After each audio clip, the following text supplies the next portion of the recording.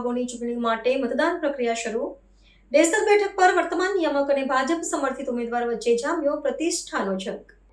બરોડા ડેરીના નિયામક મંડળની ચૂંટણી માટે મતદાન પ્રક્રિયાનો સત્તાવાર રીતે પ્રારંભ થઈ ચૂક્યો છે। ડેરીના કાર્યક્ષેત્રમાં આવતા વડોદરા, ડેસર, ડભોઈ અને પાવી જેતપુર એમ કુલ 4 વિભાગોની બેઠકો પર પોતાના પ્રતિનિધિઓ ચૂંટવા માટે સહકારી ક્ષેત્રના મતદારો ઉત્સાહભેર પોતાના મતાધિકારનો ઉપયોગ કરી રહ્યા છે। આ ચૂંટણી પ્રક્રિયાને પારદર્શક અને શાંતિપૂર્ણ રીતે પૂર્ણ કરવા માટે ચૂંટણી અધિકારીઓને વહીવટીતંત્ર દ્વારા સઘન બંદોબસ્ત ગોઠવીને તમામ જરૂરી વ્યવસ્થાઓ સુનિશ્ચિત કરવામાં આવી છે। આ ચૂંટણીમાં સૌથી વધુ ચર્ચાસ્પદ અને પ્રતિષ્ઠાનો જંગ ડેસર વિભાગની બેઠક પર ખેલાઈ રહ્યો છે, જ્યાં વર્તમાન નિયામક કુલદીપસિંહ રાહુલજી અને ભારતીય જનતા પાર્ટી સમર્થિત ઉમેદવાર સુરપાલસિંહ પરમાર વચ્ચે સીધી અને કાંટાની ટક્કર જોવા મળી રહી છે।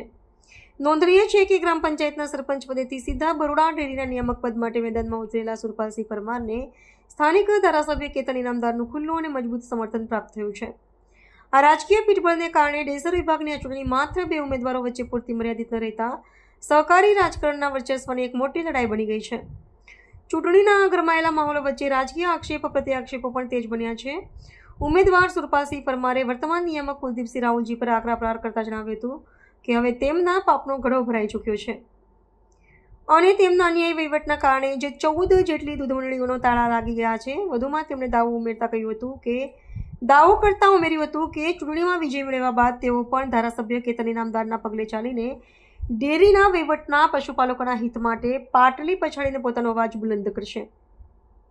હવે આ ચૂંટણીના પરિણામો જિલ્લાના સહકારી માળખામાં કેવા નવા સમીકરણો રમચશે તે જોવું અત્યંત રસપ્રદ બની રહેશે। શું કહું તમને, ચૂંટણી લડવાનો બધાને અધિકાર છે। ચૂંટણી કોઈ પણ વ્યક્તિ લડી શકે। 4 ઝોનમાં દરેક 4 ઝોનમાં ચૂંટણી થઈ રહી છે। સુરપાલસિંહ કહી રહ્યા છે કે સાંજે 4:15 સુધી દૂધનું દૂધ ને પાણીનું પાણી થઈ જશે અને કુલદીપસિંહનો પાપનો ઘડો ભરાઈ ગયો। હવે પાપનો ઘડો કોનો ભરાયો છે સાંજે 4 વાગે તમે જોઈ લેજો। એમને એટલી જ ખબર નથી કે મારા ઝોનમાં કેટલી ડેરી આવી છે। એમને ખાલી એવું પૂછો ટોટલ ડેરી કેટલી છે, કેટલી બંધ છે। દૂધના અભાવે, દૂધના પુરવઠાના અભાવે ડેરી બંધ કરી છે। અમે તો દૂધ ઉત્પાદકોની સેવા કરવા આવ્યા છે। કોઈ મંડળીને પડતી મુશ્કેલીઓ એને દૂર કરવાની, પણ દૂધના પુરવઠાના અભાવે મંડળી બંધ થઈ છે। કોઈ કુલદીપસિંહના કહેવાથી મંડળી બંધ થઈ નથી। એ કહે છે 16, એમને ખબર જ નથી આંકડો કે મારા ઝોનમાં કેટલી મંડળી આવેલી છે, કેટલી અત્યારે ચાલુ છે, કેટલી બંધ છે। મતદારોને પણ લાલચ આપવામાં આવી હતી, ધમકાવવામાં આવે તેવી માહિતી છે।